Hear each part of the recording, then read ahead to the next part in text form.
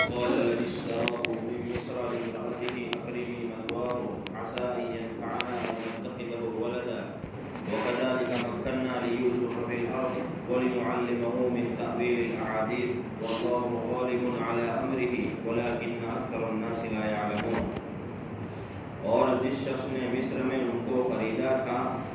اس نے اپنی بیوی سے کہا کہ اس کو خاطر سے رکھنا، یعنی عزت آبرو کے ساتھ رکھنا. کیا ہی عجیب ہے کہ ہمارے کام آوے یا ہم اس کو بیٹا بنا لیں. اور ہم نے اسی طرح یوسف کو اس سرزمین میں خوب قوت دی اور تاکہ ہم ان کو خوابوں کی تعبیر دینا بتلا دیں. اور اللہ تبارک و تعالی اپنے کام پر غالب ہے لیکن اکثر آدمی نہیں جانتے. پچھلی آیتوں میں حضرت یوسف کی ابتدائی حالات کے بارے میں بات ہوئی کہ قافلے والوں نے جب ان کو کنویں سے نکالا تو حضرت یوسف کے بھائیوں نے ان کو غلام بنا کر کیا ہے قافلے والوں کو تھوڑے سے درہموں کی مقدار میں بیچ دیا. اول تو اسی لیے کہ ان کو اس بزرگ ہستی کی قدر معلوم نہیں تھی، بھائیوں کو ان کی قدر معلوم نہ تھی. دوسرے اس لیے کہ ان کا اصل مقصد جو ہے وہ پیسہ کمانا نہیں تھا بلکہ حضرت یوسف کو باپ سے جدا کرنا تھا کسی بھی طرح. اس لیے صرف بیچنے پر وہ لوگ نہیں رکے کیونکہ ان کو یہ خطرہ لگا کہ کہیں یہ قافلہ جو ہے وہ ان کو یہیں واپس نہ چھوڑ دے، قافلے والے ان کو یہیں واپس نہ چھوڑ دے اور یہ پھر کسی طرح والد کے پاس پہنچ جائیں گے اور ہمارے ساری جو راز کی باتیں ہیں اس کو والد سے کیا کریں گے، بیان کر دیں گے. اس لیے امام تفسیر مجاہد کی روایت کے مطابق یہ لوگ یعنی بھائی اس انتظار میں تھے کہ یہ قافلہ ان کو لے کر کیا ہے مصر کے لیے روانہ ہو جائے. اور بعض مفسرین نے یہ بات بھی بیان کی ہے کہ جب قافلہ روانہ ہوا تو کچھ دور تک بھائی کیا ہے ان کے پیچھے پیچھے گئے کہ واقعی اگر یہ لوگ مصر کی طرف جا رہے ہیں یا نہیں جا رہے ہیں یہ دیکھنے کے لیے. پھر آخر میں انہوں نے قافلے والوں سے بھی یہ بھی کہا تھا کہ اس کو بھاگنے کی کیا ہے عادت ہے، لہذا اس کو کھلا آزاد نہ چھوڑنا بلکہ اس کو باندھ کر رکھنا. اور اس کیا ہے موقع کی قدر و قیمت سے کیا ہے وہ لوگ ناواقف تھے. اب بعض مفسرین نے یہ بھی لکھا ہے کہ جب درمیان کا جو وقت ہے مصر کنعان سے لے کر مصر تک پہنچنے کا، قرآن جو ہے وہ تاریخی کتاب تو نہیں ہے لیکن درمیان کے جو واقعات ہیں جو گھڑیاں ہیں وہ خود بخود سمجھ میں آتی ہے کہ میں قافلہ کن کن منزلوں سے رہ کر گزرا ہوگا اور آخر میں مصر پہنچ گیا. صاحب معالم العرفان نے یہ بات بھی لکھی ہے کہ قافلے والوں کو درمیان میں یہ بھی خیال ہوتا تھا حضرت یوسف کی حسن اور خوبصورتی کو دیکھ کر ان کا دل نرم ہوتا تھا، بسیجتا تھا. لیکن پھر بعد میں یہ خیال آتا تھا کہ بھئی یہ تو غلام ہے، اس سے تو کیا ہے ہمیں پیسہ نفع حاصل کرنا مقصود ہے. ان کا مقصد تو پیسہ کمانا تھا، اس لیے کیا ہے وہ واپس اس کی طرف متوجہ نہیں ہوتے تھے. اور یہ بھی لکھا ہے کہ بھئی حضرت یوسف کے بارے میں حضرت یوسف سے پوچھا کہ بھئی تم کون ہو، تو انہوں نے بتایا کہ بھئی میں اتنے عظیم خاندان سے تعلق رکھتا ہوں. تو اس کے بعد قافلے والوں نے ان کی طرف دیکھنا یا ان کی طرف توجہ دینا بند کر دیا. ان کو لگا کہ ہو سکتا ہے کہ بھئی یہ بچہ جھوٹ بول رہا ہو یا ہو سکتا ہے کہ یہ سچ بول رہا ہو. لیکن آخر میں ہوتا کیا انہوں نے یعنی قافلے والوں نے ان کو خریدا تھا اور ایک غلام کی حیثیت سے اس کو لیا تھا اور آگے چل کر بھی غلام کی حیثیت سے ان کو بیچنا تھا. اس لیے پھر انہوں نے آگے کوئی بات چیت وغیرہ نہیں کی. پھر مذکور آیات میں اس کے بعد کا قصہ اس طرح مذکور ہے کہ بھئی اس کا کوئی جوڑ معلوم نہیں ہوتا، سب کو چھوڑ کر یہاں سے بیان ہوتا ہے. وقال مطلب جو درمیانی کڑیا ہے کہ قافلہ کن کن منزلوں سے گزرا ہوگا، یہ ساری باتوں کو چھوڑ کر یہاں آگے اس بات کا بیان ہے. وقال الذي اشتراه من مصر لامرأته أكرمي مثواه، یعنی اس شخص نے کہا جس نے یوسف علیہ السلام کو مصر میں خریدا اپنی بیوی سے کہ یوسف کے ٹھہرانے کا اچھا انتظام کرو. مطلب یہ ہے کہ قافلہ والوں نے ان کو مصر لے جا کر فروخت کرنے کا اعلان کر دیا. امام تفسیر قرطبی میں یہ بات لکھی ہے کہ لوگوں نے بڑھ چڑھ کر قیمتیں لگانا شروع کر دی. ان کو نحاس یا نحاس نامی بازار میں لے گئے کیونکہ وہ ایسا بازار تھا جہاں پر غلام اور باندی وغیرہ بیچی جاتی تھی اور خریدی بھی جاتی تھی. تو حضرت یوسف کی قیمت کے بارے میں کیا ہے بہت سی باتیں ہیں. بعض لوگوں نے یہ کہا ہے کہ ان کی وزن کے برابر سونے کی بھی قیمت لگائی گئی، ان کی وزن کے کے برابر کستوری کی بھی قیمت لگائی گئی، مشک کی قیمت لگائی گئی، چاندی کی قیمت لگائی گئی، اور بعضوں نے یہ بھی کہا ہے کہ ان کے وزن کے برابر ریشم کی بھی قیمت لگائی گئی۔ یہ بہت ساری باتیں لکھی ہیں۔ اب یہ دولت اللہ تبارک و تعالیٰ نے جو ہے وہ عزیز مصر کے مقدر میں رکھی تھی، تو اس نے یہ ساری چیزیں قیمت میں دیکھ کر کیا ہے حضرت یوسف علیہ السلام کو خرید لیا۔ جیسا کہ پہلے قرآن ارشاد سے معلوم ہو چکا ہے کہ یہ سب کچھ کوئی اتفاقی واقعہ نہیں ہے، بلکہ اللہ تبارک و تعالیٰ کی بنائی ہوئی ایک مستحکم تدبیر کے مطابق یہ کام چل رہا تھا، کوئی اتفاقی بات نہیں تھی۔ اس طرح اللہ نے چاہا اسی کے مطابق کام چلتا رہا۔ مصر میں حضرت یوسف علیہ السلام کی خریداری کے لیے اس ملک کے سب سے بڑے عزت والے شخص کیا ہے؟ اللہ تبارک و تعالیٰ نے ان کو مقدر فرمایا، مطلب بڑے مالدار لوگ آئے ان کو خریدنے کے لیے، لیکن آخر میں مقدر میں تو عزیز مصر کے پاس ہی جانا تھا، اس لیے عزیز مصر نے ان کو خرید لیا۔ اب عزیز مصر نے ان کو خرید لیا یا مقدر میں انہیں کے پاس جانا تھا، تو اس سے بات یہ بھی سمجھ میں آتی ہے کہ اللہ تبارک و تعالیٰ کا نظام تھا کہ بھائی آگے چل کر ان کو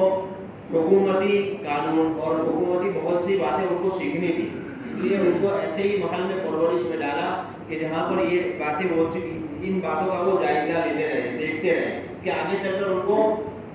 اللہ تبارک و تعالیٰ نے حکومت عطا کرنی ہے اور ان کو حکومت سنبھالنی ہے، اس لیے ان کو پرورش بھی ایسی جگہ رکھی، مقدر فرمائی۔ مطلب ابن کثیر نے یہ بات بیان فرمائی ہے کہ یہ شخص جس نے مصر میں حضرت یوسف علیہ السلام کو خریدا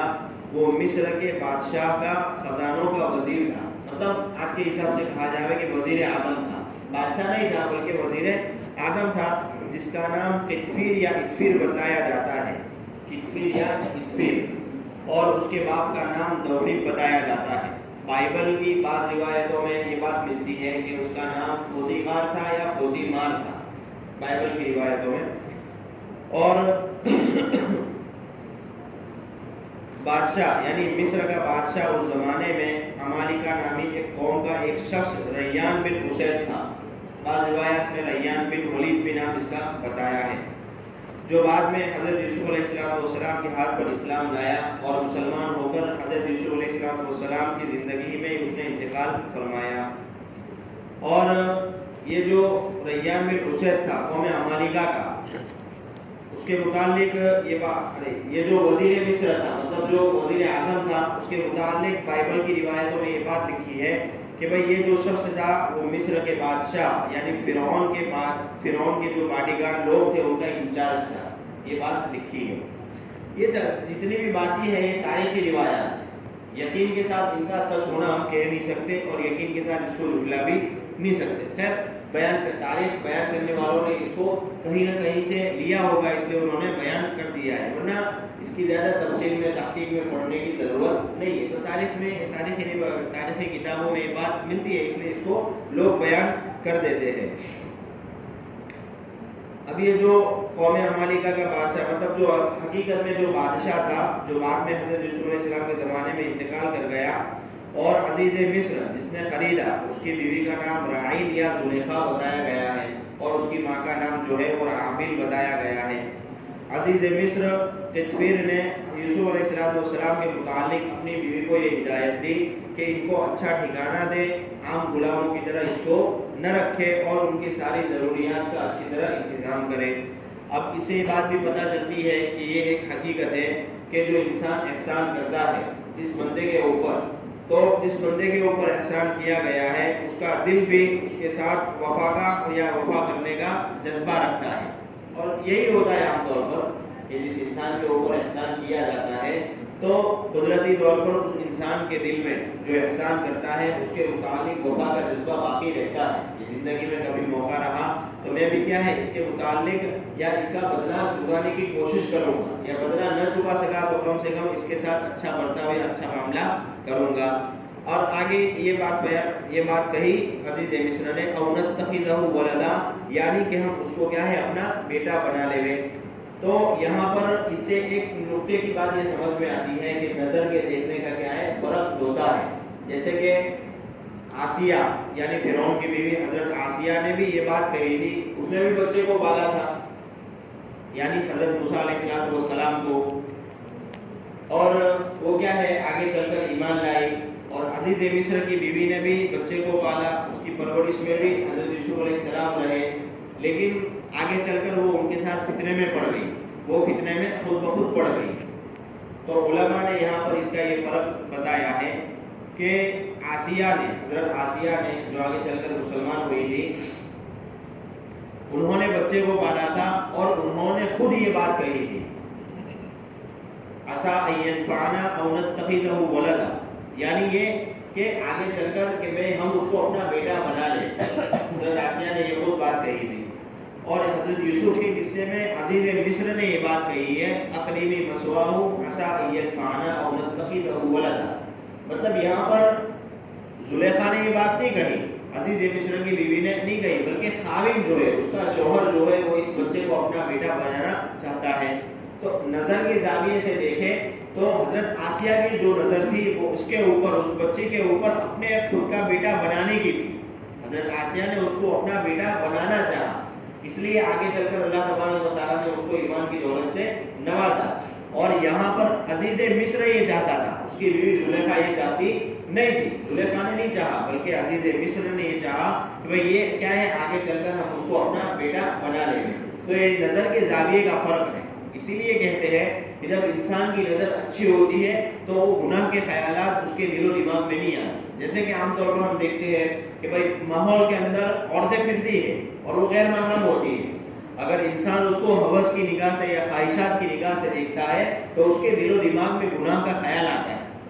ورنہ عام طور پر خود کے گھروں میں ماں، بہن، بیٹی وغیرہ بھی رہتے ہیں، ان کی طرف انسان کی نگاہ ہوس کی خواہشات کی نظر نہیں پڑتی، اس لیے انسان کا اندر گناہ کا خیال وغیرہ بھی نہیں آتا۔ تو یہ نگاہ کا فرق ہے، اس لیے شریعت نے یہ رہنمائی کی ہے کہ ہمیشہ اپنی نگاہ کو پاکیزہ رکھو۔ اگر انسان نگاہ کو پاکیزہ رکھے گا تو انسان کے دل و دماغ میں گناہ کا تصور پیدا نہیں ہوگا۔ اب ایک بات حضرت عبداللہ ابن مسعود رضی اللہ تعالیٰ عنہ نے بیان فرمائی ہے کہ دنیا میں 3 آدمی ایسے گزرے ہیں جو بڑے عقل مند تھے، یعنی کہ بہت دور اندیشی رکھتے تھے، بہت سوچتے تھے آگے کا، اور دیکھ کر بھانپ جاتے تھے کہ بھئی اس کے اندر کیا کیا چیز ہے، کیا کیا خوبیاں اس کے اندر رکھی ہے۔ تو اس میں سے ایک شخص تو جو ہے یہ عزیز مصر ہے کہ اس نے حضرت یوسف علیہ السلام کے کمالات، چال ڈال، بول چال، یہ سب باتیں دیکھ کر سمجھ لیا تھا کہ آگے چل کر کیا ہے، یہ میرے بہت کام آئیں گے۔ اس لیے کیونکہ یہ جو وزیر اعظم تھا قطفیر، اس کا کاروبار بہت بڑا تھا، پھر آگے چل کر حضرت یوسف بڑے ہوئے تھوڑے، تو اس نے کیا ہے کہ اپنا کاروبار کے کچھ کام حضرت یوسف کو سپرد کیے، اور جب حضرت یوسف کو جو بھی کام سپرد کرتے تھے تو حضرت یوسف کیا ہے اس کو بڑی خوبی کے ساتھ، بڑے کمالات کے ساتھ انجام دیتے تھے، اور کچھ ہی وقت میں، کچھ ہی دنوں میں کیا ہے ان کو، مطلب یہ جو وزیر اعظم تھا اس کے کاروبار کو دگنا تگنا کیا ہے چگنا نفع ہو گیا۔ تو یہ بہت دور اندیش تھا۔ حضرت عبداللہ بن مسعود نے بیان کیا کہ 3 آدمی دنیا میں بڑے عقل مند گزرے ہیں، اس میں سے ایک عزیز مصر ہے، دوسرے حضرت شعیب علیہ السلام کی وہ صاحبزادی ہے جس نے موسیٰ علیہ السلام کے بارے میں کہا تھا اپنے والد سے، یا ابت استاجرہ ان خیر من استاجرت القوی الامین، یعنی ابا جان ان کو ملازم رکھ لیجئے، اس لیے کہ بہترین ملازم وہ شخص ہے جو قوی بھی ہو اور امانت دار بھی ہو۔ اس لیے کہ ان کی قوت کا انہوں نے مظاہرہ کیا تھا کہ بہت سارے لوگ مل کر جو کام نہیں کر پائے تھے، یعنی تقریباً کنویں سے ڈول نکالنا، تو انہوں نے اکیلے وہ کنویں سے ڈول نکال لیا تھا، اور بہت امانت دار وغیرہ بھی تھے۔ واقعہ جب آئے گا، تذکرہ آئے گا جب کر لیں گے۔ اور تیسرے حضرت ابوبکر صدیق رضی اللہ تعالیٰ عنہ ہیں جنہوں نے اپنے بعد فاروق اعظم کو خلافت کے لیے منتخب فرمایا۔ یہ 3 آدمی بڑے عقل مند گزرے ہیں۔ حضرت عبداللہ بن مسعود نے بات کہی ہے، اور بہت ساری روایتیں تفسیر ابن کثیر میں بھی ہیں۔ پھر اس سے آگے چل کر درس قرآن میں حضرت مولانا اشرف علی تھانوی نے اس بات کا تذکرہ کیا ہے، مطلب بہت سارے مفسرین نے ان کی اس بات کو نقل کیا ہے۔ اب اس سے آگے حضرت یوسف علیہ السلام کی ملنے والے بتا، اللہ تبارک و تعالیٰ کہہ رہے ہیں کہ میں نے ان کو سرزمین میں قوت دی اور خوابوں کی تعبیر کا علم سکھایا، اور آگے چل کر عزیز مصر کی بیوی کا بھی واقعہ اور اس کا تذکرہ آئے گا انشاءاللہ، اس کا تذکرہ بعد میں۔